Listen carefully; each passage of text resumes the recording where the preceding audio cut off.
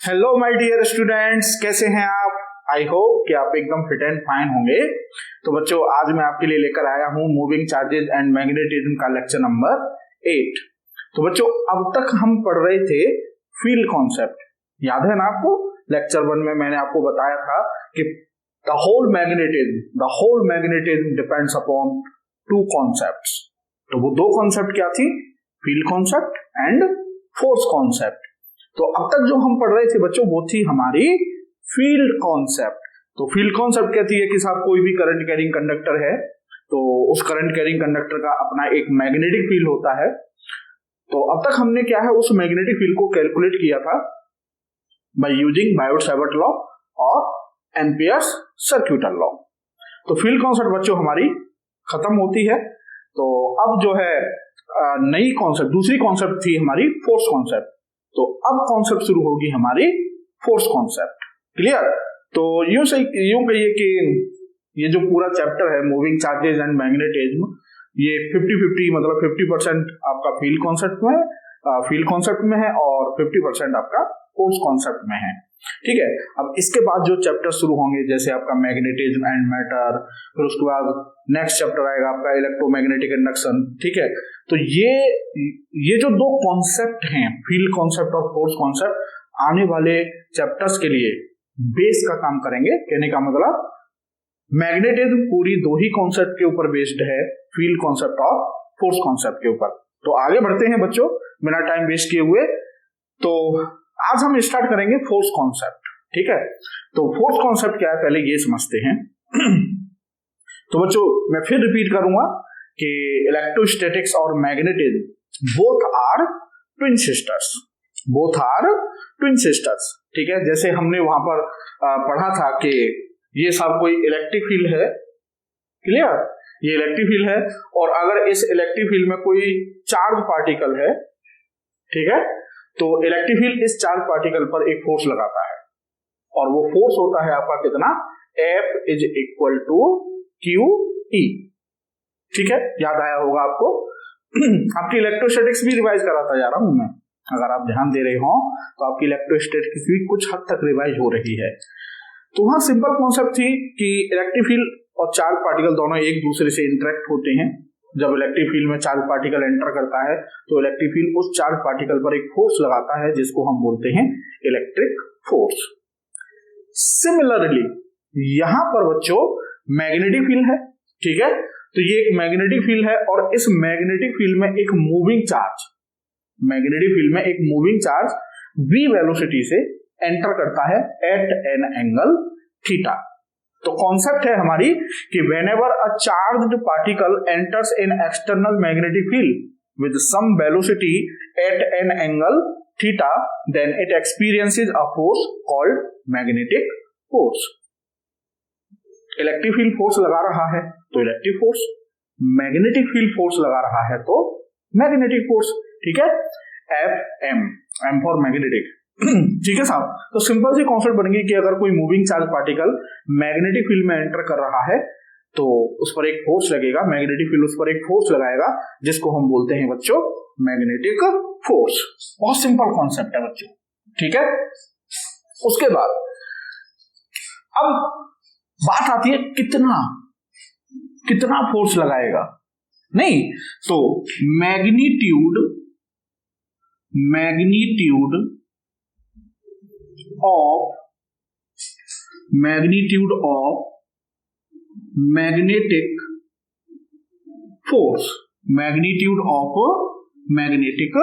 Force. ठीक है। तो Fm magnetic force is given by QVB sine theta. जो मैग्नेटिक फोर्स का बच्चों मैग्नीट्यूड है वो कैसे देंगे हम? Fm is equal to QVB sine theta, where theta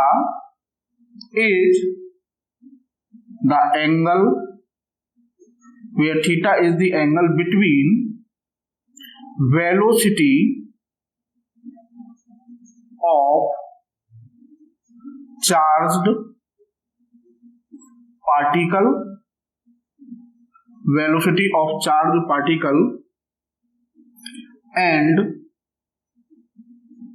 magnetic field, magnetic field, ठीक है। तो ये वेलोसिटी है चार्ज पार्टिकल की और ये आपका मैग्नेटिक फील्ड है। वेलोसिटी और मैग्नेटिक फील्ड के बीच जो एंगल होगा दैट इज थीटा। क्लियर? क्यों? चार्ज है, v चार्ज पार्टिकल की velocity, b magnetic field, external magnetic field, theta angle between velocity and magnetic field. अब एक बच्चा बोला सर यहां पर ये एक्सटर्नल फील्ड का क्या मतलब है? अच्छा क्वेश्चन है, हमको पता होना चाहिए कि एक्सटर्नल मैग्नेटिक फील्ड से हमारा क्या सेंस है। तो एक्सटर्नल मैग्नेटिक फील्ड का सेंस है कि ये जो फील्ड है, जिस फील्ड में ये चार्ज पार्टिकल एंटर कर रहा है, ये फील्ड किसी मैग्नेट का है, ठीक है, या फिर किसी करंट कैरिंग कंडक्टर का है।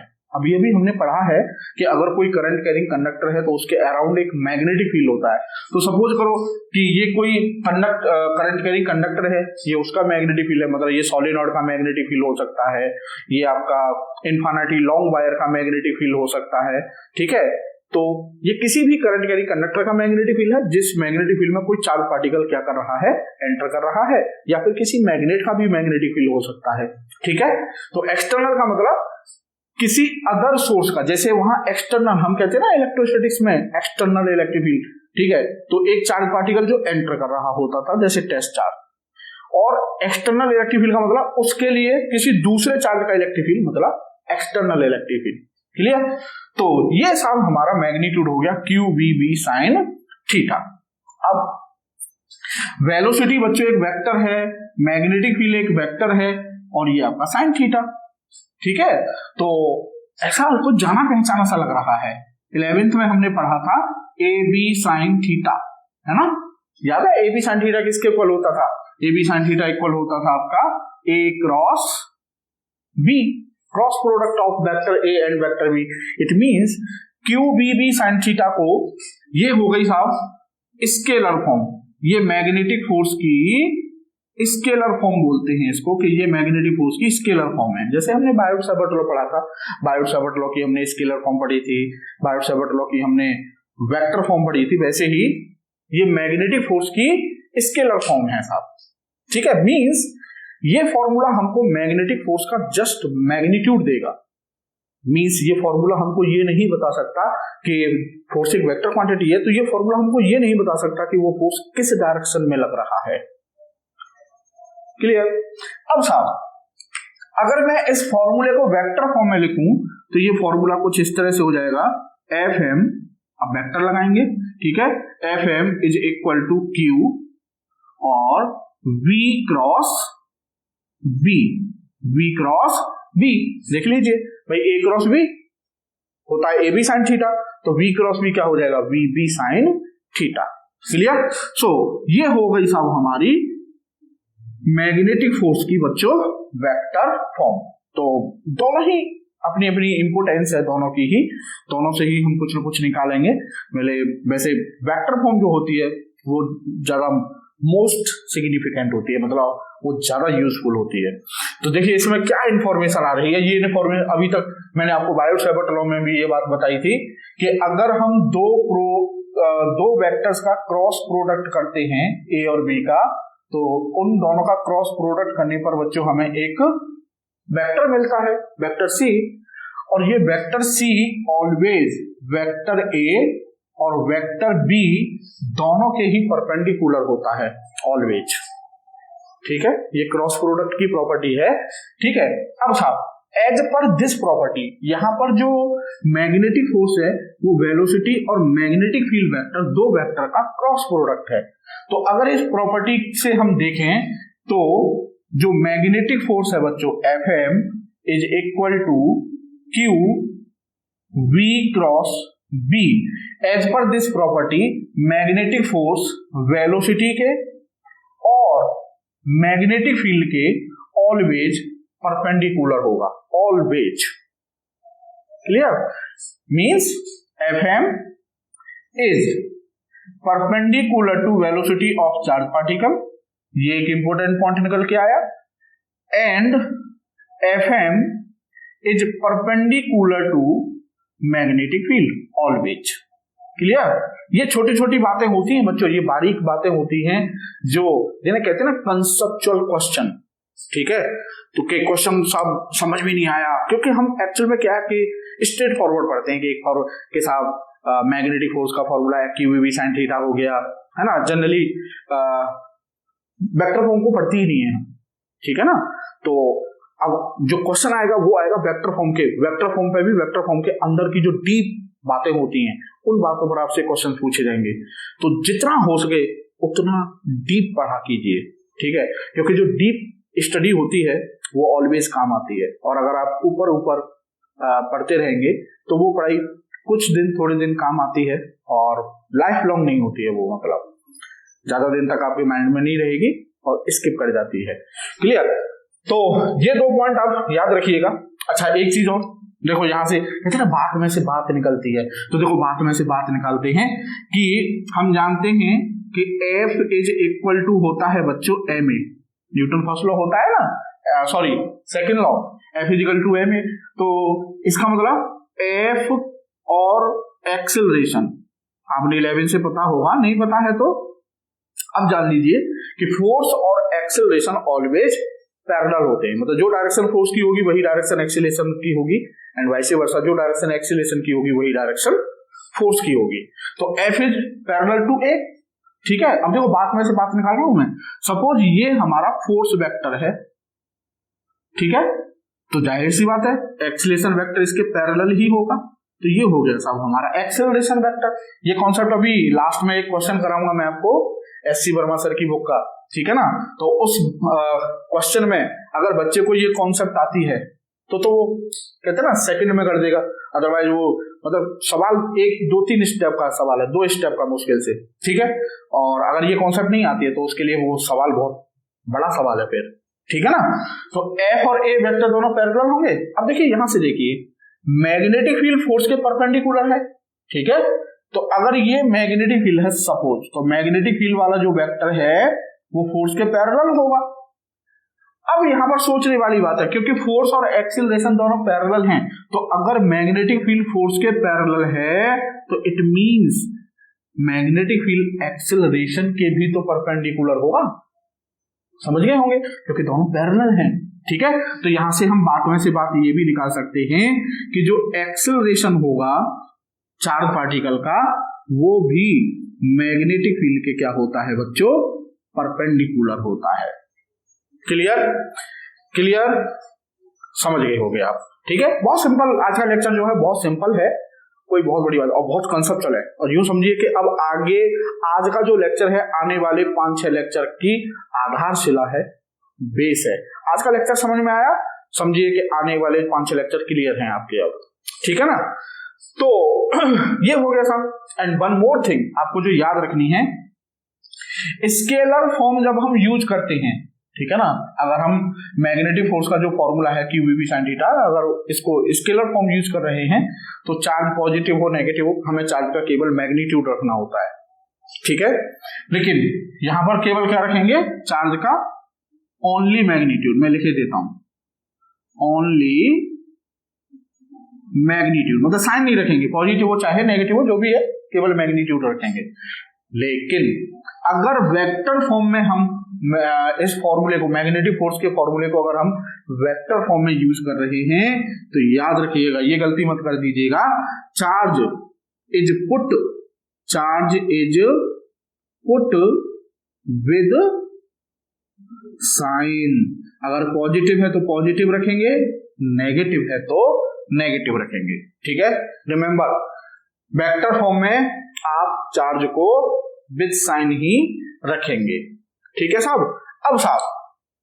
अब देखिए इस ये आपने कर लिया होगा, तो मैं अब इधर चलता हूं। अब देखिए जो कहते हैं ना आज अब बारी आती है मैथमेटिक्स बोलता है साहब, है ना, मैथमेटिक्स बोलता है। तो देखो अब फॉर्मूले से बात में से बात निकलेंगी, बात में से बात निकलेंगी, और बात में से बात क्या क्या निकलेंगी ये देखिए साहब। तो स्पेशल केसेज, ठीक है, तो स्पेशल केसेस में देखिए साहब, आपके पास फॉर्मूला है QVB sin थीटा। तो सबसे पहले केस फर्स्ट, तो केस फर्स्ट है कि if Q is equal to zero, if Q is equal to zero, Q zero है जिस पार्टिकल पर, मतलब एक पार्टिकल है उस पर कोई चार्ज ही नहीं है, that is particle is neutral, that is particle is neutral. तो बच्चों मैथमेटिक्स कह रहा है कि अगर हम यहां पर Q की वैल्यू जीरो रख दें तो पूरा ही जीरो हो जाएगा। It means Fm is equal to zero. तो क्या मतलब निकला इसका? इसका मतलब निकला कि जो मैग्नेटिक फील्ड होता है वो केवल और केवल चार्ज पार्टिकल्स के साथ ही इंटरेक्ट करता है, न्यूट्रल पार्टिकल्स से उसका कोई लेना देना नहीं होता। न्यूट्रल पार्टिकल उसके अंदर आराम से घूम फिर सकते हैं, वो उनको डिस्टर्ब नहीं करता, उन पर फोर्स नहीं लगाता। क्लियर? सिमिलरली इलेक्ट्रिक फोर्स भी केवल और केवल चार्ज पार्टिकल्स पर ही फोर्स लगाता है। इलेक्ट्रिक फोर्स का मतलब इलेक्ट्रिक फील्ड न्यूट्रल पार्टिकल्स पर फोर्स नहीं लगाता। तो ये दोनों में सिमिलरिटी है कि इलेक्ट्रिक फील्ड और मैग्नेटिक फील्ड दोनों ही चार्ज पार्टिकल्स पर ही फोर्स लगाते हैं। कहने का मतलब they both interact with only charge particles. Clear? So यहां पर लिखेंगे कि magnetic field does not exert force upon neutral particles। Clear? तो मैग्नेटिक फील्ड न्यूट्रल पार्टिकल्स पर फोर्स नहीं लगाता साहब। अब आते हैं साहब केस सेकंड। देखो मैथमेटिक्स बोल रहा है ना, हमारे पास एक फॉर्मूला है और उस फॉर्मूले से हम बुलवा रहे हैं, बात में से बात निकाल रहे हैं। तो केस सेकंड है हमारा कि if v is equal to zero, ठीक है, if v is equal to zero, v क्या है? वेलोसिटी। v जीरो होने का मतलब पार्टिकल रेस्ट में हो गया, है ना। If v is equal to zero that is particle is at rest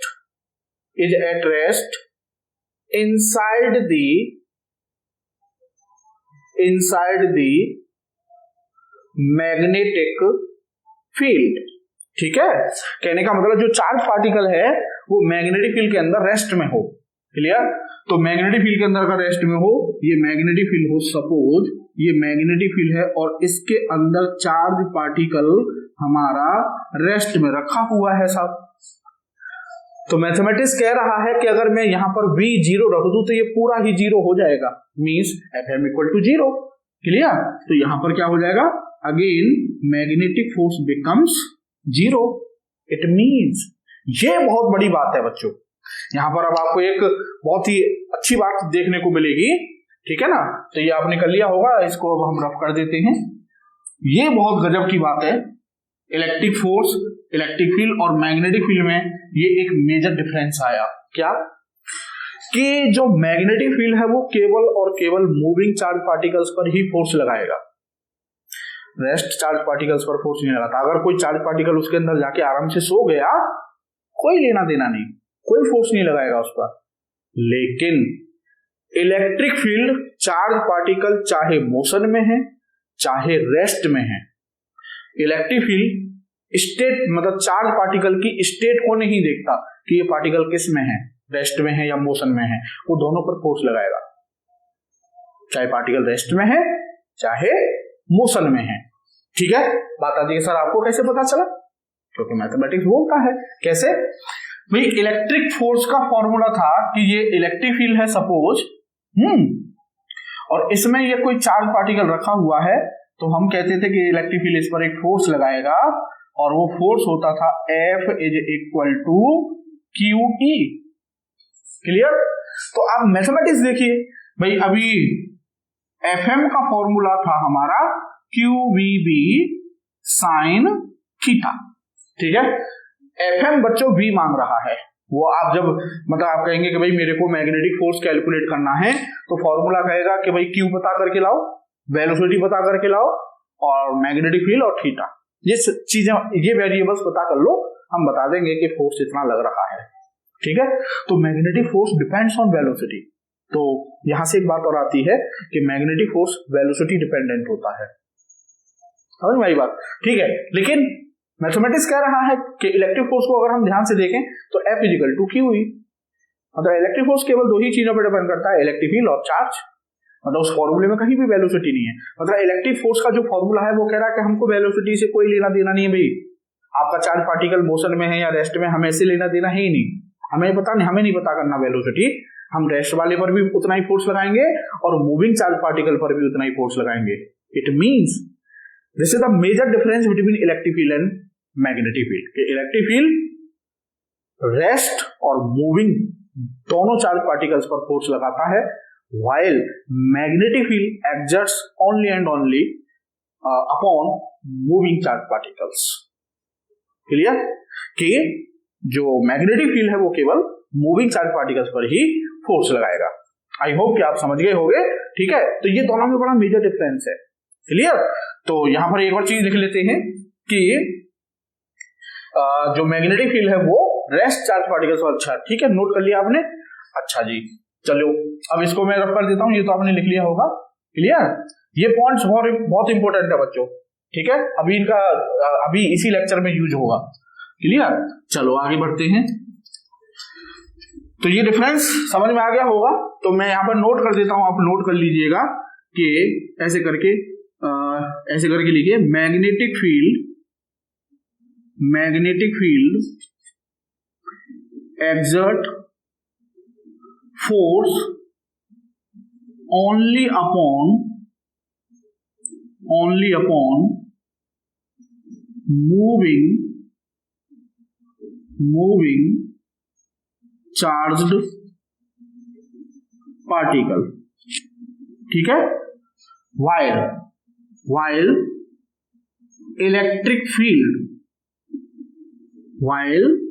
electric field exert force upon both moving and rest charged particles। Clear है? ठीक है जी, चलिए तो दो बात में से बात निकालनी हमने, आगे बढ़ते हैं सब। केस थर्ड, तो केस थर्ड है साहब हमारा कि if B is equal to zero, मतलब उस रीजन में मैग्नेटिक फील्ड ही नहीं है, जहां चार्ज पार्टिकल घूम रहा है वहां मैग्नेटिक फील्ड ही नहीं हो। ठीक है, तो फॉर्मूले में अगर हम B की जगह जीरो रख देंगे तो अगेन मैग्नेटिक फोर्स क्या हो जाना है साहब? जीरो हो जाना है। ठीक है, चलिए तो ये तो कोई बात ही नहीं है, ये तो होगा ही होगा कि जब वहां कोई फील्ड ही नहीं है तो चार्ज पार्टिकल पर कोई फोर्स नहीं लगेगा। अब साहब केस फोर्थ है कि थीटा किस किस के बीच एंगल था? मैग्नेटिक फील्ड और वेलोसिटी ऑफ चार्ज पार्टिकल्स के बीच। ठीक है ना, वेलोसिटी ऑफ चार्ज पार्टिकल के बीच। तो when theta is equal to 0 degree और 180 डिग्री। ठीक है, कहने का मतलब सिचुएशन ये हो कि ये चार्ज पार्टिकल की वेलोसिटी है, तो चार्ज पार्टिकल की वेलोसिटी और मैग्नेटिक फील्ड दोनों पैरेलल हो। ठीक है, या चार्ज पार्टिकल की वेलोसिटी और मैग्नेटिक फील्ड दोनों एंटी पैरेलल हो। क्लियर? तो सिचुएशन कैसे दिखाएंगे हम कि सपोज ये है साहब हमारा मैग्नेटिक फील्ड। ठीक है, अब ये चार्ज पार्टिकल और ये चार्ज पार्टिकल मैग्नेटिक फील्ड के पैरेलल मोशन कर रहा है। ठीक है, तो वेलोसिटी मैग्नेटिक फील्ड के पैरेलल हो गई। दूसरा केस ये हो सकता है कि ये चार्ज पार्टिकल और चार्ज पार्टिकल मैग्नेटिक फील्ड के अपोजिट एंटर करता है, तो इस केस में थीटा आपका 0 डिग्री हो गया और इस केस में थीटा आपका 180 डिग्री हो गया। अब साइन 0 की वैल्यू 0 होती है, साइन 180 की वैल्यू भी 0 होती है, तो आप यहां पर साइन 0 रखेंगे तो FM 0, यहाँ पर आप 180 रखेंगे तो भी FM 0, it means FM is equal to 0, FM is equal to 0। अब आप एक बात सोच रहे होंगे कि यार ये भी कोई बात है सर ने ये वाली बात बताई है कि साहब जहां B 0 है वहां मैग्नेटिक फोर्स 0 होगा। बिल्कुल बात है। तो एक क्वेश्चन पढ़ा था मैंने कि सपोज कीजिए एक रूम में इलेक्ट्रॉन्स एंटर करते हैं, इलेक्ट्रॉन्स का बीम है, एक बीम ऑफ इलेक्ट्रॉन्स का झुंड, एक के पीछे एक इलेक्ट्रॉन चले आ रहे हैं और एक रूम में एंटर करता है वो बीम, और वो बीम बिना किसी डिफ्लेक्शन के स्ट्रेट लाइन पर चलते हुए रूम से निकल जाता है। तो उसमें पूछा था कि आप स्वयं होके ये कह सकते हैं कि उस रूम में मैग्नेटिक फील्ड नहीं है, ठीक है। तो देखो दोनों पॉसिबिलिटी होती है भाई। अगर उस रूम में मैग्नेटिक फील्ड नहीं होगा तो एक पॉसिबिलिटी है कि तो मैग्नेटिक फोर्स 0 होगा, है ना। बच्चा ये भी तो सोच सकता है ना। आप ये सोचोगे ना कि भाई अगर इलेक्ट्रॉन बीम पर कोई फोर्स ही लगा, इलेक्ट्रॉन क्या चार्ज पार्टिकल, तो वो कह रहा है कि अगर चार्ज पार्टिकल पर कोई फोर्स ही नहीं लगा तो इसका मतलब वहां मैग्नेटिक फील्ड ही नहीं होगा। पहली सोच आपकी यही आएगी। और दूसरी सोच ये भी हो सकती है कि ऐसा भी तो हो सकता है कि उस रूम में मैग्नेटिक फील्ड तो हो, उस रूम में मैग्नेटिक फील्ड तो हो, लेकिन वो जो बीम है, जो इलेक्ट्रॉन का बीम है, वो मैग्नेटिक फील्ड के या तो पैरेलल निकल गया हो या एंटी पैरेलल निकल गया हो। ये केस तो मैग्नेटिक फील्ड तो है यहाँ पर, लेकिन थीटा अगर 0 हुआ या 180 हुआ तब भी तो मैग्नेटिक फील्ड फोर्स 0 हो सकता है। तो दोनों पॉसिबिलिटी है कि हो सकता है कि वहां पर, मतलब श्योरली हम ये नहीं कह सकते कि वहां मैग्नेटिक फील्ड नहीं है। क्लियर? हम स्वेर होके ये नहीं कह सकते कि वहां मैग्नेटिक फील्ड 0 नहीं है, क्योंकि ऐसा भी हो सकता है कि वहां मैग्नेटिक फील्ड हो लेकिन जो बीम ऑफ इलेक्ट्रॉन है वो मैग्नेटिक फील्ड के पैरेलल या एंटी पैरेलल निकल गया हो। तो हर बात का एक मीनिंग होता है बच्चों, हर बात आपको एक सोच देती है। क्लियर? तो मैं समझता हूं कि ये भी पॉइंट आपका क्लियर हो गया। तो देखिए फोर्स, मैग्नेटिक फोर्स कब 0 हो सकता है ये आपको पता होना चाहिए। Q 0 हो तब, वेलोसिटी 0 हो तब, थीटा 0 हो या 180 हो तब हो सकता है, या मैग्नेटिक फील्ड ही ना हो तब भी 0 हो सकता है। तो ये सारे केसेस वो थे कि साहब मैग्नेटिक फोर्स इन केसेस में 0 हो सकता है। और हमने सिंपली कैसे निकाल लिया, सिंपल मैथ से। इक्वेशंस बोलते हैं बच्चों, मैथमेटिक्स बोलता है। जिसने फिजिक्स में फिजिकल इक्वेशंस को मैथमेटिकली बुलवा लिया, इसी को मैं बोलता हूं बार बार कि मैथमेटिक्स बोलता है। तो जिसने फिजिकल इक्वेशंस को बुलवा लिया कि ये इक्वेशंस कहना क्या चाहता है, बस समझिए कि फिजिक्स में उसका बेड़ा पार है। ठीक है, चलिए आगे बढ़ते हैं। ठीक, तो अब ये कर लिया होगा आपने, तो मैं इसको रब कर देता हूं। क्लियर? अब साहब इसमें नेक्स्ट पॉइंट है अब कि केस फिफ्थ। तो फिफ्थ केस है कि if theta is equal to 90 degree, if theta is equal to 90 degree, it means अगर ये हमारा मैग्नेटिक फील्ड है और ये चार्ज पार्टिकल और ये चार्ज पार्टिकल की वेलोसिटी, ठीक है, ये मैग्नेटिक फील्ड और वेलोसिटी और मैग्नेटिक फील्ड एक दूसरे से कितना एंगल बना रहे हो, 90 डिग्री। तो बच्चों बेसिक सी बात है, साइन 90 की वैल्यू मैक्सिमम होती है +1। ठीक है, साइन 0 की वैल्यू 0, साइन 30 की वैल्यू 1/2, तो 0 से 1/2 ज्यादा हो गई, फिर 1/√2 ज्यादा हो गई, फिर √3/2 और ज्यादा हो गई। ठीक है, साइन 90 की वैल्यू 1 मैक्सिमम। ठीक है, तो साइन 90 कहने का मतलब जब यहाँ पर हम थीटा, साइन थीटा की सारे पैरामीटर सेम हो और यहाँ पर थीटा को हम वेरी कर रहे हो 0, 30, 45, 60, तो साइन 90 पर जाके साइन 90 की वैल्यू मैक्सिमम हो जाएगी। इट मीन उस केस में जो मैग्नेटिक फोर्स है वो चार्ज पार्टिकल पर मैक्सिमम लगेगा। क्लियर? तो मैग्नेटिक फील्ड में चार्ज पार्टिकल पर मैक्सिमम फोर्स कब लगेगा, जब चार्ज पार्टिकल मैग्नेटिक फील्ड के परपेंडिकुलर एंटर करेगा। क्लियर? तो यहां पर हम करेंगे कि FM will be maximum and will be equal to sin 90 की वैल्यू 1, तो ये हो जाएगा आपका QVB। FM will be QVB। Clear? तो ये था साहब analysis of formula of magnetic force QVB sin theta का, और vector form QV cross B। और ये छोटे छोटे पॉइंट हैं वो आपको याद रहने चाहिए, जिनको जनरली हम क्वेश्चन करते समय भूल जाते हैं। जैसे वेक्टर फॉर्म अगर यूज करनी पड़ रही है किसी क्वेश्चन में, किसी प्रॉब्लम में, तो ये याद रखिएगा क्यू को आप विद साइन ही रखेंगे, ठीक है ना। अब साहब और दूसरी चीज, जो मैग्नेटिक फोर्स होता है Fm, वो वेलोसिटी और मैग्नेटिक फील्ड के ऑलवेज परपेंडिकुलर होगा। क्लियर। तो अब साहब आगे चलते हैं और अब बात करते हैं, क्योंकि बच्चों मैग्नेटिक फोर्स है, चार्ज पार्टिकल पर फोर्स लग रहा है। अब चार्ज पार्टिकल पर फोर्स लग रहा है और फोर्स होती है साहब vector quantity. Clear.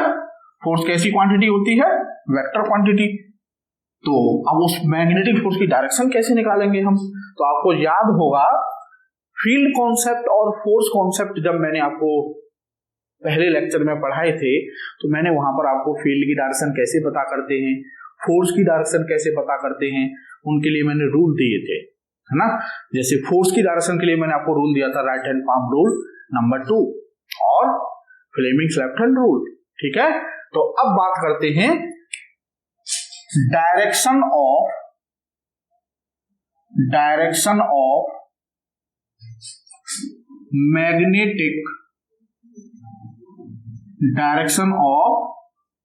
Magnetic force. Clear. तो अब साहब हमको Fm की डायरेक्शन पता करनी है। मैं आपको तीन तरीके दूंगा बच्चों, ठीक है। एक तरीके में आपको हाथ चलाने पड़ेंगे, दूसरे तरीके में थोड़ा सा दिमाग चलाना पड़ेगा, थोड़ा सा। और एज पर माई पर्सनल ओपिनियन मुझे तीसरा तरीका बहुत सिंपल लगता है। बस दिमाग में मतलब माइंड में कैलकुलेशन हो जाती है और आप डायरेक्शन निकाल लेते हो, ठीक है। वेक्टर बड़ी कमाल की चीज होती है, ठीक है। So direction of magnetic force, तो सबसे पहले है राइट हैंड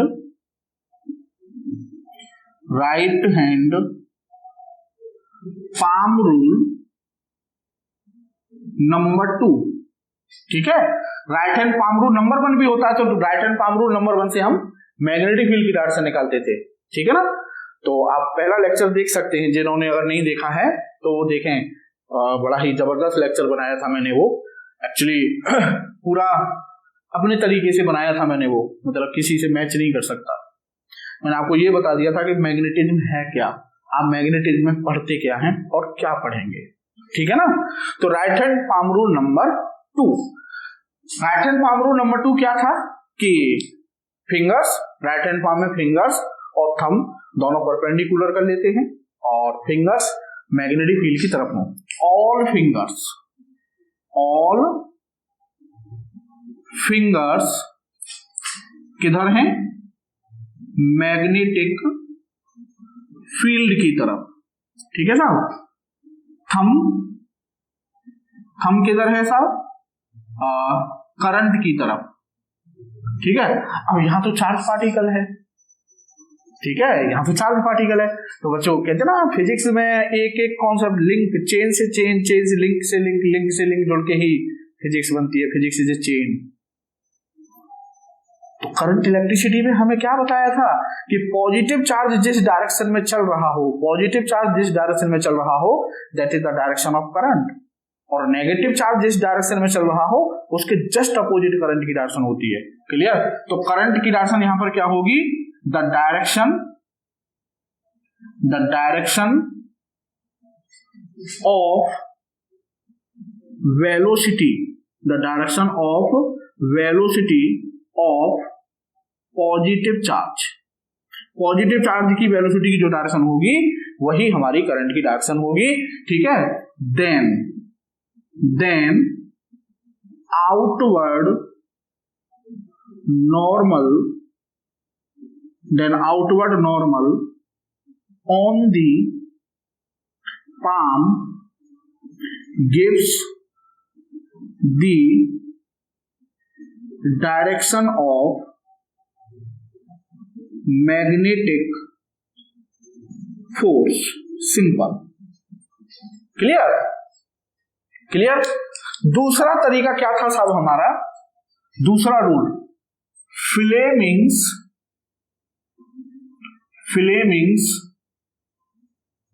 लेफ्ट हैंड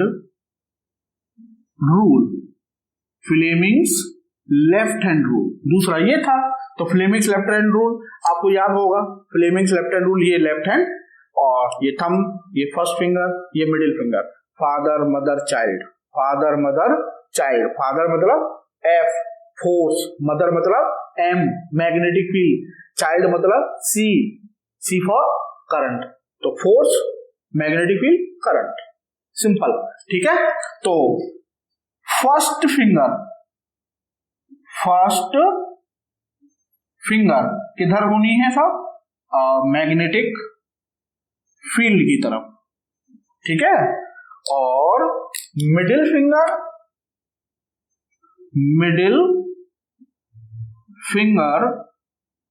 किधर रखनी होती है? करंट की तरफ। और करंट चार्ज पार्टिकल के केस में मैंने आपको बता दिया, पॉजिटिव चार्ज इधर मूव कर रहा होगा वो करंट की डायरेक्शन, नेगेटिव चार्ज इधर मूव कर रहा होगा उसके जस्ट अपोजिट करंट की डायरेक्शन। ठीक है ना। Then thumb gives the direction of magnetic force. ठीक है, ये दो रूल हैं बच्चों। एक और तरीका है वो मेरा वाला, एक और तरीका है। ठीक है, चलिए तो अब डायरेक्शन निकाल के देखते हैं, फिर आगे बढ़ेंगे। तो जैसे सपोज कीजिए बच्चों, ये साव कहीं पर आपको क्रॉस मैग्नेटिक फील्ड गिवन है। क्रॉस का मतलब समझ गए होंगे, ये सारी बातें मैं आपको पहले लेक्चर में समझा चुका हूं। क्रॉस में अगर आपको मैग्नेटिक फील्ड कहीं दे रखा है, it means magnetic field perpendicular to the board और perpendicular to the plane of paper towards -z। ठीक है, तो ये फील्ड बोर्ड के परपेंडिकुलर -z डायरेक्शन में है। क्लियर। और ये है साहब एक आपका पॉजिटिव चार्ज पार्टिकल। क्लियर। और ये मैग्नेटिक फील्ड में एंटर कर रहा है। तो हमने कॉन्सेप्ट पढ़ी है कि अगर कोई moving charge particle magnetic field में एंटर करता है तो भाई उस पर फोर्स लगेगा। ठीक है, और अब हमको उस फोर्स की डायरेक्शन पता करनी है। तो डायरेक्शन कैसे पता करेंगे? हमारे पास दो रूल हैं, तो दोनों रूल लगा के दिखा देता हूं मैं आपको। तो सबसे पहले तो करंट की डायरेक्शन पता कर लेते हैं। तो पॉजिटिव चार्ज, ये वेलोसिटी है पॉजिटिव चार्ज की अपवर्ड डायरेक्शन में, तो जो डायरेक्शन वेलोसिटी है वही पॉजिटिव चार्ज की जो वेलोसिटी की डायरेक्शन है वही हमारी करंट की डायरेक्शन हो गई। तो right hand palm rule number 2 से फिंगर्स किधर करनी है हमें? मैग्नेटिक फील्ड की तरफ। तो मैग्नेटिक फील्ड है हमारा -z में। ठीक है जी, तो -z में हो गया मैग्नेटिक फील्ड, फिंगर हो गई -z में। थंब आपको करना है करंट की डायरेक्शन में, तो करंट अपवर्ड है तो थंब हो गया अपवर्ड डायरेक्शन में। Then outward normal on the palm, outward normal on the palm gives the direction of magnetic force. तो इसका मतलब आउटवर्ड नॉर्मल किधर आ रहा है? -x। तो this is the direction of magnetic force. Simple. ठीक है, Fleming's left hand rule apply कर लीजिए। फ्लेमिंग्स लेफ्ट हैंड रूल से ये हो गया साहब आपका फर्स्ट फिंगर, मिडिल फिंगर, ये थंब। तो as per Fleming's left hand rule first finger किधर करनी है हमको? मैग्नेटिक फील्ड की तरफ। तो मैग्नेटिक फील्ड -z में, तो फर्स्ट फिंगर हमारी -z में हो गई। अब मिडिल फिंगर हमको किधर करनी है बच्चों? मिडिल फिंगर हमको करनी है करंट की तरफ। तो करंट अपवर्ड है तो मिडिल फिंगर को हमने करंट की तरफ कर लिया। तो थंब ऑटोमेटिकली जिस डायरेक्शन में गया समझिए वही डायरेक्शन किसकी है? फोर्स की डायरेक्शन। तो थंब कौन सी डायरेक्शन में है? -x। तो मींस फोर्स हमारा -x डायरेक्शन में है। क्लियर। फोर्स बहुत इजी है, इसलिए मैंने आपको शुरुआत में बता दिया था और मैं फिर रिपीट कर रहा हूं। मैग्नेटिज्म में, पूरी मैग्नेटिज्म में दो ही चीजें हैं, डायरेक्शन और फॉर्मूला। आपको एक एक फॉर्मूला पता होना चाहिए और बेसिक कॉन्सेप्ट दो ही है, फील्ड कॉन्सेप्ट, फोर्स कॉन्सेप्ट, और आपको डायरेक्शन निकालना आना चाहिए क्योंकि यहाँ हर एक स्टेप पर आपको डायरेक्शन निकालनी पड़ेगी। ठीक है साहब। अब देखो बच्चों तीसरी डायरेक्शन तरीका क्या है? तीसरा तरीका, ठीक है भाई, ये तो रूल हो गई, ये तो सबको पता है। क्लियर। अब देखिए तीसरा वाला तरीका, थर्ड रूल या मेथड कह लीजिए, थर्ड मेथड। ठीक है साहब, थर्ड मेथड या third rule. We know that Fm is equal to होता है बच्चों Q V क्रॉस B। होता है नहीं होता? अभी पढ़ा था हमने। इसका मतलब भाई ये V क्रॉस B एक वेक्टर होगा नहीं, और वो वेक्टर आपका जो भी होगा ये तो स्केलर है। ठीक है ना, समझना बात को। तो Fm is equal to Q और V क्रॉस B मान लिया हमने कोई वेक्टर A है, ऐसे करके। तो as per vector property, vector में स्केलर का प्रोडक्ट हो रहा है तो हमें ये वेक्टर मिल रहा है, तो इस वेक्टर और इस वेक्टर दोनों की डायरेक्शन क्या होगी, सेम होगी, है ना। तो जो इस वेक्टर की डायरेक्शन आएगी वही डायरेक्शन किसकी होगी, फोर्स की। अब देखिए साहब, अब आपको 11th में आपको याद होगा क्रॉस प्रोडक्ट जब आप करते थे तो आपको स्कूल में, कोचिंग में, जहां भी आप हैं वहां पर आपको एक रूल समझाया गया होगा कि साइक्लिक रूल आईजेके के लिए, ठीक है। तो this is the cycle, clear. बस ये साइकिल याद रखिए, आई क्रॉस जे क्या हो जाता है, I cross J equal to K, J cross K equal to I, K cross I equal to J. Order अगर चेंज हो गया ऐसे, मान लो ऐसे हो गया मतलब एंटी क्लॉकवाइज, तो आई क्रॉस के क्या हो जाएगा माइनस जे, के क्रॉस जे क्या हो जाएगा माइनस आई, और जे क्रॉस आई क्या हो जाएगा माइनस के, सही है। अब देखिए बच्चों, ये अगर मेरे को आता है तो देखो v क्रॉस b पता करना है कि किस डायरेक्शन में है, तो v क्रॉस b। अब देखना बच्चों, वेलोसिटी किस डायरेक्शन में है, j, वेलोसिटी किस डायरेक्शन में, j भाई है ना, तो j यहां लिख लिया j, ठीक है। क्रॉस मैग्नेटिक फील्ड कौन सी डायरेक्शन में है बच्चों, माइनस जेड, माइनस जेड का मतलब माइनस के, ठीक है। घबराओ मत, माइनस का भी चक्कर समझे में आ जाएगा भी, ठीक है। तो j क्रॉस माइनस के, अब पहले माइनस को छोड़ो, ठीक है, माइनस को छोड़ो, सोचो जे क्रॉस के, तो जे क्रॉस के, जे क्रॉस के ऐसे आया ना, जे क्रॉस के, तो जे क्रॉस के क्या होना चाहिए आई, जे क्रॉस के क्या होता, अगर ये जे क्रॉस के होता तो डायरेक्शन क्या होती आई, आई मतलब प्लस एक्स। लेकिन अगर यहां पर किसी के भी सामने माइनस लग गया तो यहां पर भी क्या हो जाएगा माइनस, तो माइनस आई, और माइनस आई का मतलब डायरेक्शन माइनस एक्स, ठीक है। और प्रैक्टिस करते हैं, ठीक है। चलो एक और लेते हैं, सपोज कीजिए कि ये होता आपका dot magnetic field, dot magnetic field, ठीक है जी, ये डॉट मैग्नेटिक फील्ड है और इसमें चार्ज पार्टिकल प्लस क्यू ऐसे एंटर कर रहा है v वेलोसिटी से, ठीक है। ये आपका मैग्नेटिक फील्ड। अब देखिए वेलोसिटी कौन सी डायरेक्शन में है, प्लस एक्स, तो वेलोसिटी हो गई साहब आपकी आई कैप, ठीक है ना। मैग्नेटिक फील्ड कौन सी डायरेक्शन में है, प्लस जेड, प्लस जेड का मतलब के, तो आई क्रॉस के, क्लियर। अब देखिए आई क्रॉस के तो उल्टा आ रहे हैं हम, आई क्रॉस के ऐसे आ रहे हैं, इसका मतलब माइनस जे, तो डायरेक्शन हो जाएगी माइनस वाई, माइनस वाई, ठीक है। चेक कर लीजिए, तो फ्लेमिंग्स लेफ्ट हैंड रूल या right hand palm rule number 2, तो देखिए फिंगर हो गई मेरी मैग्नेटिक फील्ड की तरफ, फिंगर हो गई मेरी मैग्नेटिक फील्ड की तरफ प्लस जेड, और थंब हो गया था मेरा करंट की तरफ, क्योंकि पॉजिटिव चार्ज है, पॉजिटिव चार्ज की वेलोसिटी की जो डायरेक्शन होगी वही करंट की डायरेक्शन होगी, तो ये करंट की डायरेक्शन हो गई, तो मैग्नेटिक फील्ड प्लस जेड, ठीक है। करंट इधर हो गई साहब, ठीक है, तो आउटवर्ड नॉर्मल किधर आएगा, डाउनवर्ड मतलब माइनस वाई, तो फोर्स की जो डायरेक्शन होगी वो माइनस वाई होगी, this is the direction of FM, clear. और यहां पर भी आपकी माइनस वाई, तो आप right hand palm rule number 2 use कर लीजिए, Fleming's left hand rule use कर लीजिए, या फिर आप क्रॉस प्रोडक्ट की प्रॉपर्टी यूज कर लीजिए, आप जिसमें कंफर्टेबल हो। वो ये नहीं कहेगा कि मेरे को तो डायरेक्शन ऐसे ही निकाल के दिखाओ, ठीक है, वो ये नहीं कहेगा, तो आपको जैसे भी डायरेक्शन निकालनी है कंफर्टेबली आप वैसे निकाल सकते हैं, ठीक है। तो आगे बढ़ते हैं बच्चों, तो अब है साहब बड़ा ही इंटरेस्टिंग पॉइंट आने वाला है अब, क्लियर। डायरेक्शन हो गई, मैग्नेटिक फोर्स की डायरेक्शन कैसे निकालते हैं ये क्लियर हो गया, ठीक है।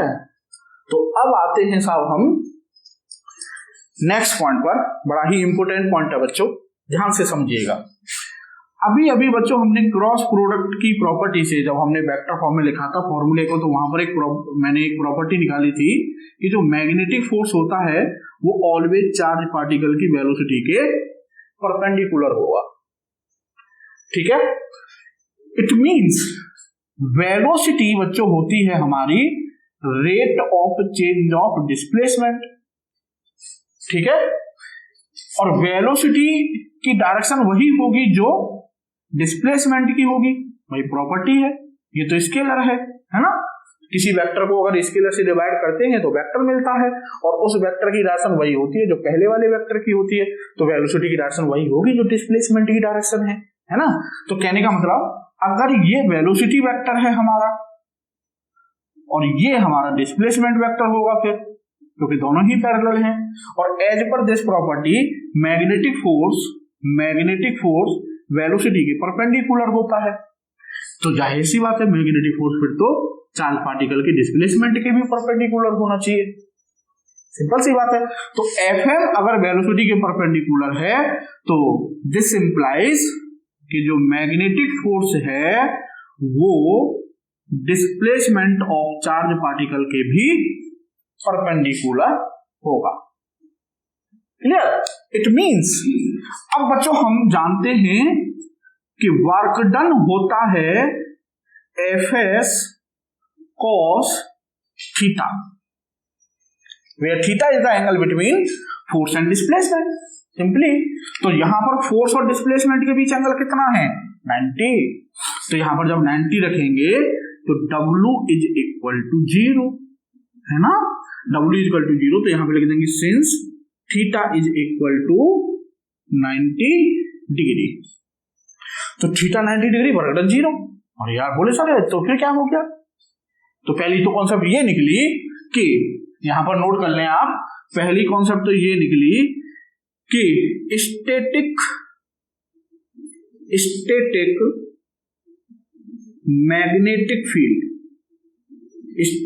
मैग्नेटिक फील्ड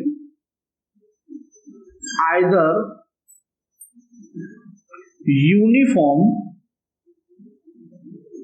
यूनिफॉर्म और non uniform. Static magnetic field, अब स्टैटिक मैग्नेटिक फील्ड चाहे यूनिफॉर्म हो चाहे नॉन यूनिफॉर्म हो, does not work on charged particle,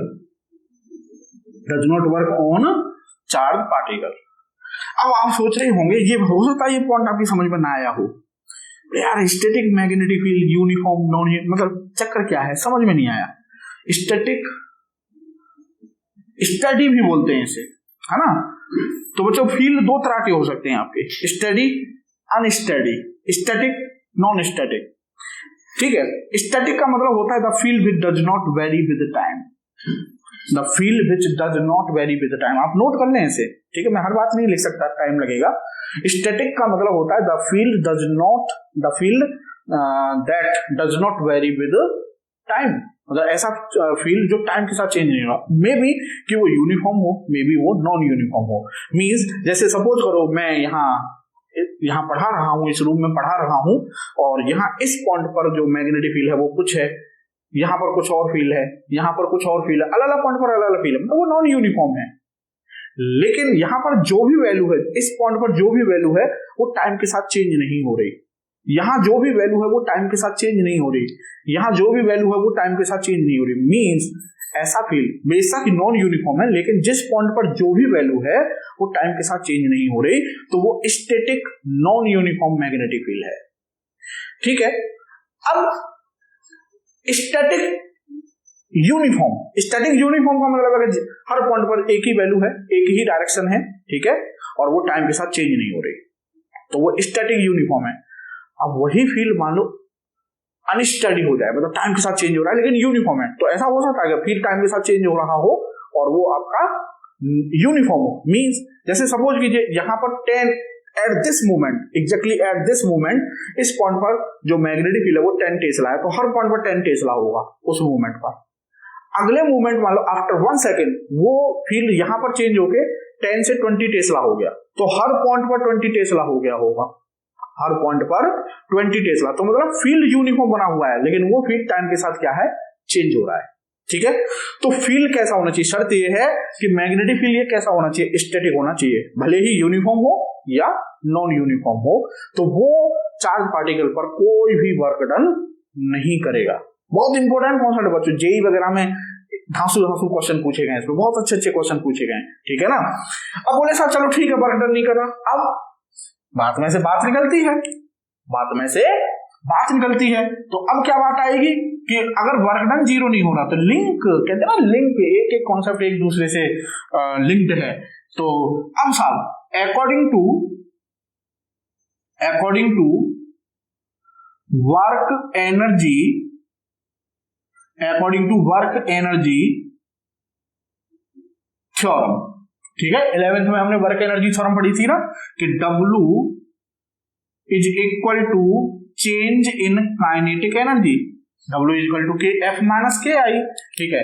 तो as per this concept magnetic field तो कोई वर्क कर ही नहीं रहा, तो W equal to 0, it means KF minus KI is equal to 0, clear. तो इसका मतलब KF is equal to KI, KF is equal to KI। लो जी, क्या गजब की बात निकली कि अगर कोई चार्ज पार्टिकल मैग्नेटिक फील्ड में एंटर हुआ और मैग्नेटिक फील्ड में एंटर होने के बाद बाहर निकल गया, ठीक है, तो ये कह रहा है कि वो जिस्म सपोज ये एक रीजन है, ठीक है, यहां से लेके यहां तक इसमें मैग्नेटिक फील्ड है, ये मैग्नेटिक फील्ड है, समझना बात को, क्लियर। अब वो ये कह रहा है कि चार्ज पार्टिकल यहां से एंटर हुआ इस मैग्नेटिक फील्ड में सपोज VI स्पीड से, क्लियर। तो वो जब दूसरी जगह से कहीं निकलेगा यहां से, तो उसकी जो स्पीड है BF, ठीक है, स्पीड जो है BF, VI और BF दोनों बराबर होंगे। क्यों? मतलब जितनी काइनेटिक एनर्जी से एंटर हुआ उतनी ही काइनेटिक एनर्जी से बाहर निकलेगा, उसकी काइनेटिक एनर्जी में कोई चेंज नहीं होगा। कैसे? क्योंकि देखो मैं यहां से half m VF square equal to half m VI square लिख सकते हैं। इनिशियल और final kinetic energy half m से हाफ m कैंसिल, तो यहां से आपका VF is equal to VI। ओहो, ये तो और गजब की बात निकली आई कि जो मैग्नेटिक फील्ड होता है वो चार्ज पार्टिकल की स्पीड को चेंज नहीं करता, न चार्ज पार्टिकल को स्पीड अप करता है ना स्पीड डाउन करता है। आर यू गेटिंग और नॉट? मतलब ना स्पीड को बढ़ाता है ना कम करता है, वो जिस स्पीड से एंटर हुआ था चार्ज पार्टिकल उसी स्पीड से बाहर निकलता है। तो मेरे से एक बच्चे ने पूछा, एक क्वेश्चन पूछा, उसको थोड़ा सा डाउट था, बोला सर मैग्नेटिक फील्ड फोर्स लगाता है।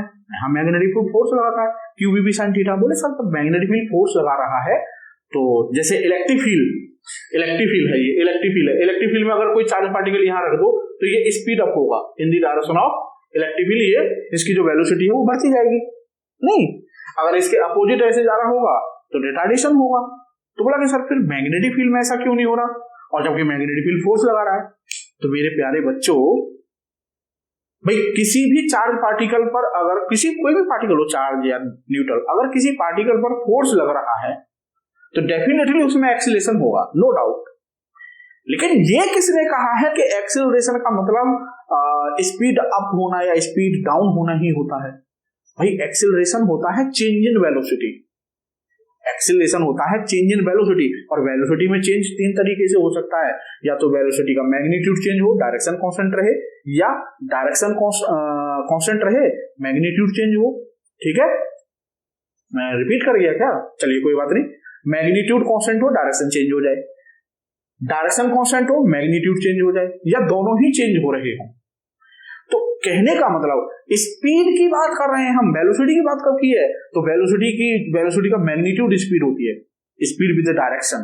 तो वेलोसिटी का मैग्नीट्यूड चेंज नहीं हो रहा, वेलोसिटी का मैग्नीट्यूड चेंज नहीं हो रहा, मतलब वेलोसिटी की जो है स्पीड चेंज नहीं हो रही है, डायरेक्शन चेंज होगी। तो कहने का मतलब मैग्नेटिक फील्ड चार्ज पार्टिकल की वेलोसिटी को चेंज करता है, लेकिन कैसे? डायरेक्शन चेंज करके, स्पीड चेंज नहीं करता। क्लियर? तो कहने का मतलब ये हुआ, हम यहां पर एक पॉइंट लिखेंगे कि द मैग्नेटिक फोर्स, यहां पर लिख लीजिए पॉइंट बच्चों, नोट कर लीजिए, द मैग्नेटिक फोर्स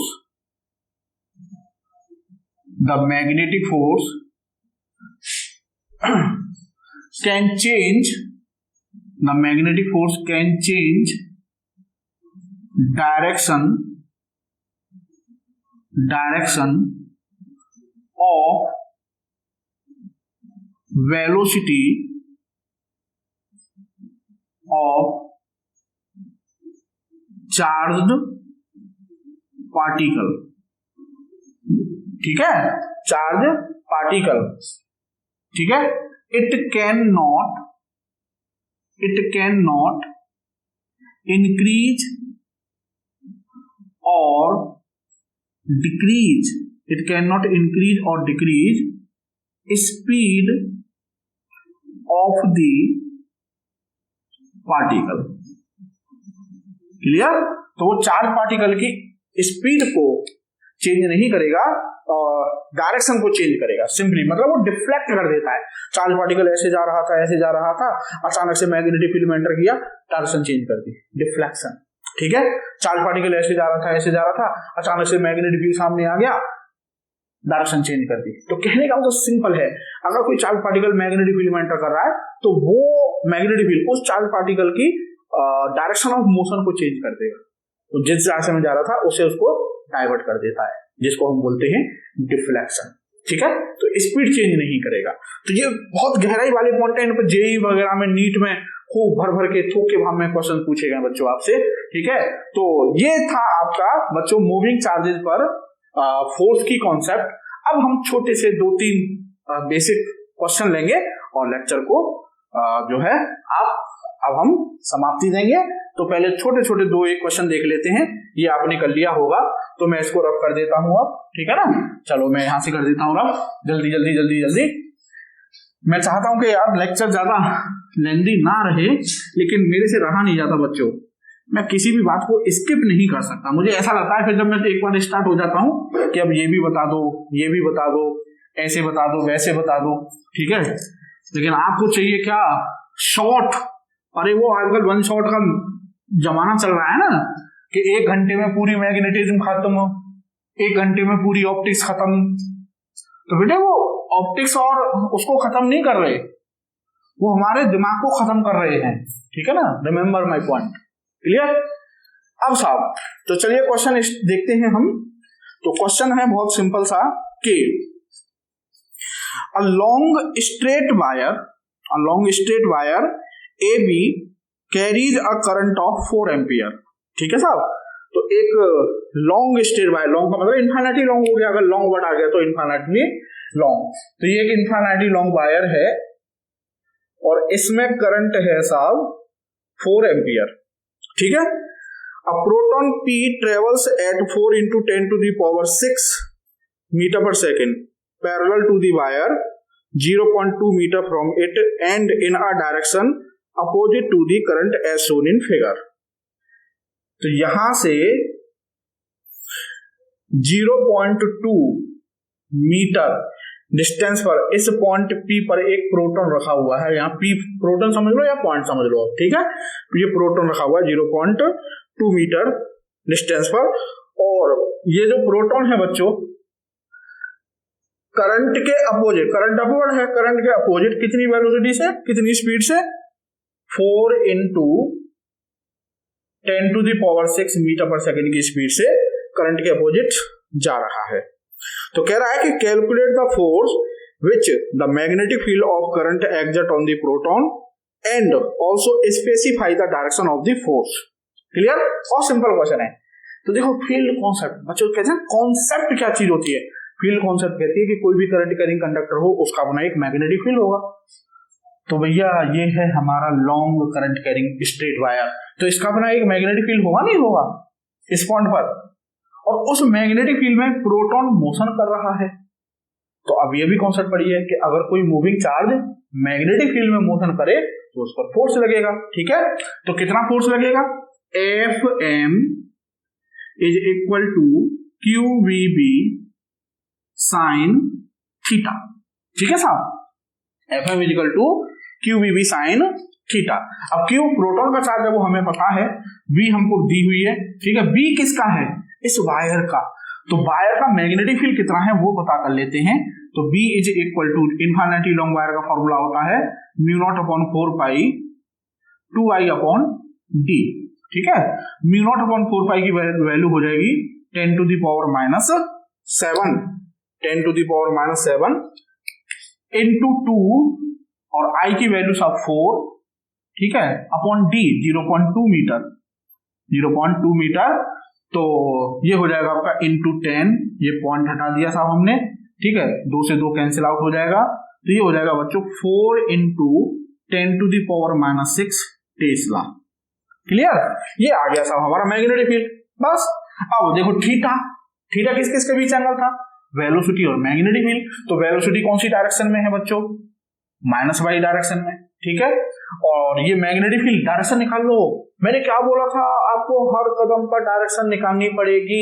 तो मैग्नेटिक फील्ड की डायरेक्शन निकालो, right hand palm rule number 1 से, भाई फिंगर हो गई पॉइंट की तरफ, हो गई साहब, थंब हो गया करंट की तरफ, हो गया साहब, outward normal on the palm, outward normal on the palm minus Z. तो यहाँ पर जो मैग्नेटिक फील्ड की डायरेक्शन है वो माइनस जेड क्रॉस, क्लियर। तो ये जो मैग्नेटिक फील्ड है ये माइनस जेड की तरफ है, क्लियर। तो देखो वेलोसिटी है वाई की तरफ, मैग्नेटिक फील्ड है जेड की तरफ, तो वाई और जेड तो परपेंडिकुलर होते हैं।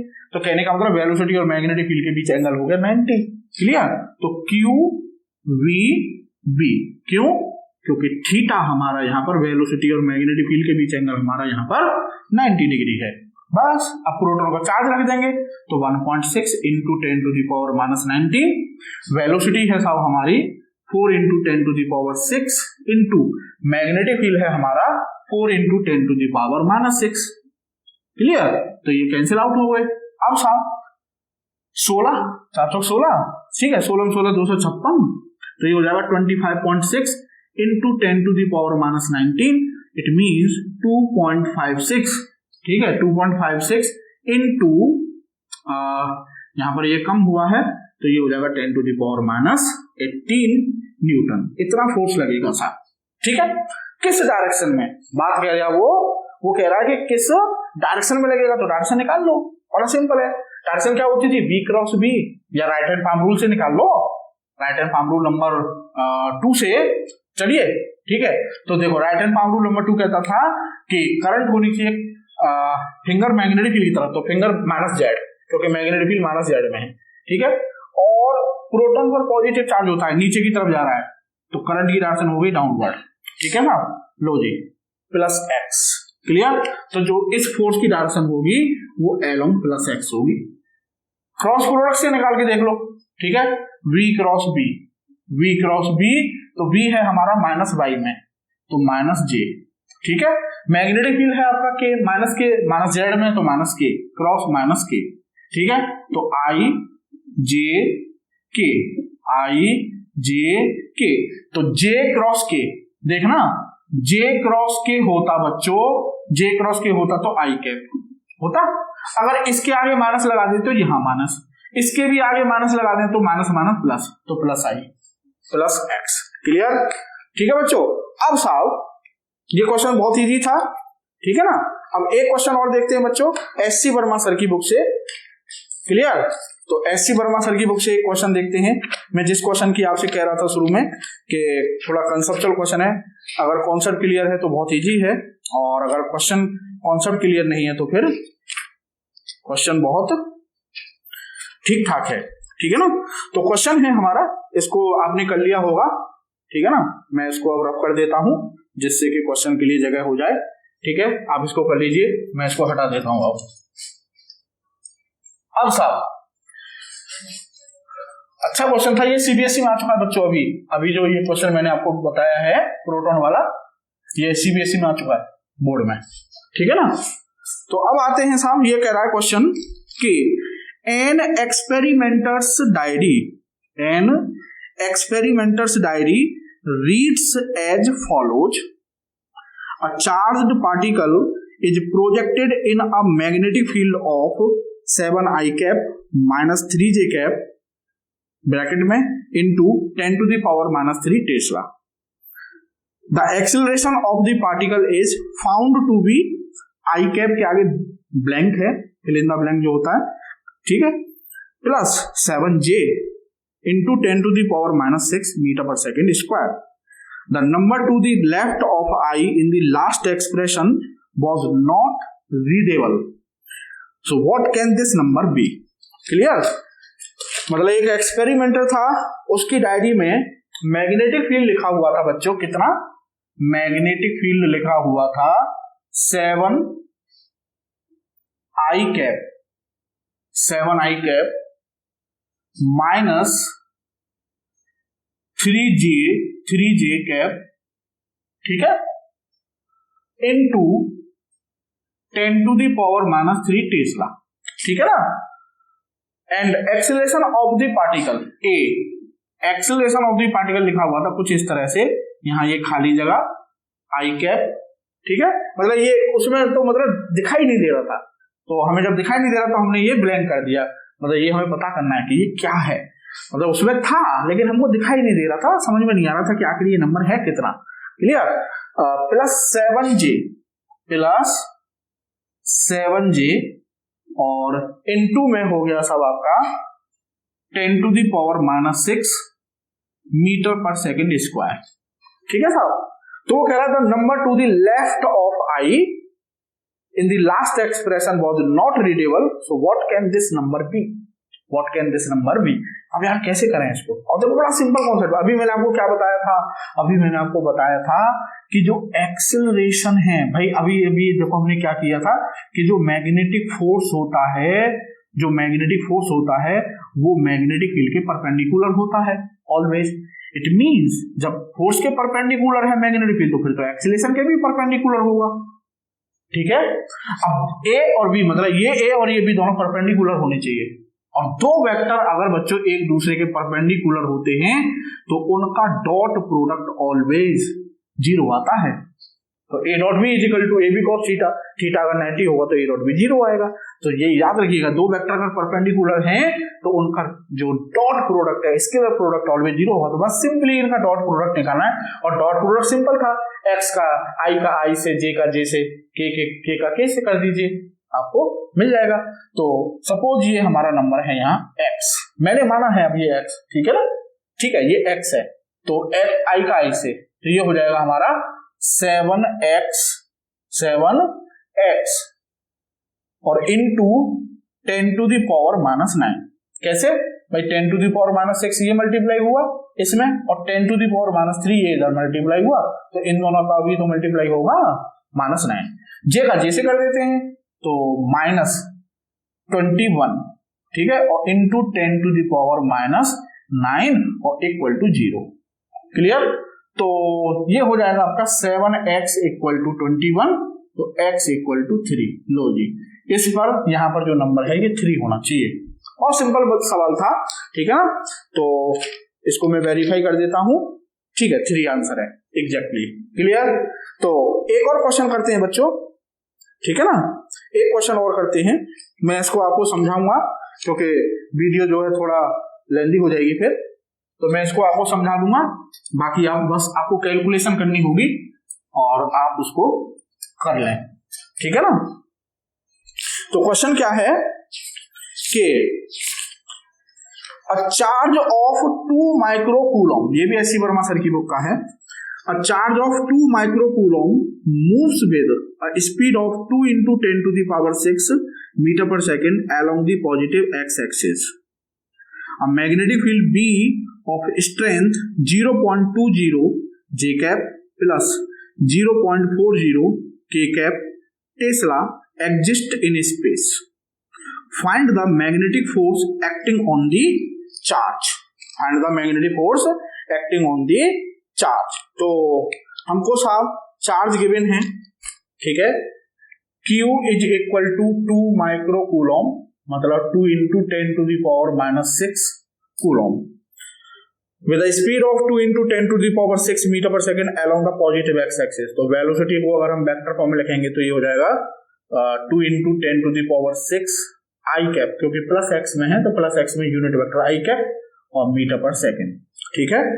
मैग्नेटिक फील्ड हमें गिवन है बच्चों B, मैग्नेटिक फील्ड गिवन है हमें 0.20 J cap plus 0.40 K cap, ठीक है, टेस्ला, ये मैग्नेटिक फील्ड है। तो वो कह रहा है आपसे कि find the magnetic force on the charge. तो फाइंड द मैग्नेटिक फोर्स, तो मैग्नेटिक फोर्स के लिए हमारे पास सिंपल फॉर्मूला है, Fm = Q V cross B, ठीक है। तो बस वैल्यूज पुट करनी है, V की जगह वैल्यू जो है Q हो गया हमारा 2 × 10⁻⁻6, ठीक है। अब V क्रॉस B, B कितना है, 2 × 10⁻⁻6, सॉरी वेलोसिटी है ना, 2 × 10⁻⁶, ठीक है, आई कैप क्रॉस बी हो जाएगा सब हमारा 0.20 जे कैप और प्लस में 0.40 के कैप, ठीक है ना, इस तरह से। क्लियर?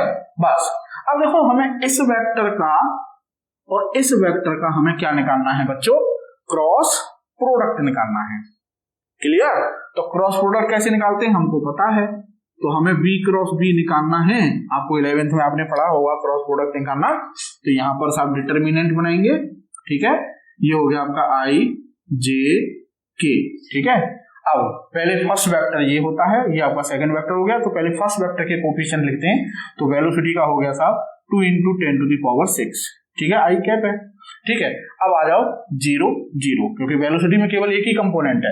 अब आ जाओ मैग्नेटिक फील्ड दूसरा वेक्टर, तो इसका x कंपोनेंट 0 और y कंपोनेंट है 0.20 और ये है आपका 0.40। बस इसको अब आप एक्सपेंड कर लीजिए, तो यहाँ पर लिखेंगे आई कैप, तो ये आपका कॉलम दबा लिया ये, तो 0 × दिस 0, 0 × दिस 0, तो 0 - 0 माइनस जे कैप, ठीक है, जे कैप, तो इसके लिए ये कर लिया हमने, ठीक है। तो ये हो जाएगा 2 × 0.40, तो मतलब 0.80 ×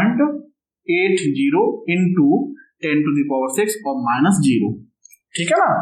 और उसके बाद फिर के कैप कर लेंगे, तो ये हो जाएगा आपका प्लस के कैप। क्लियर?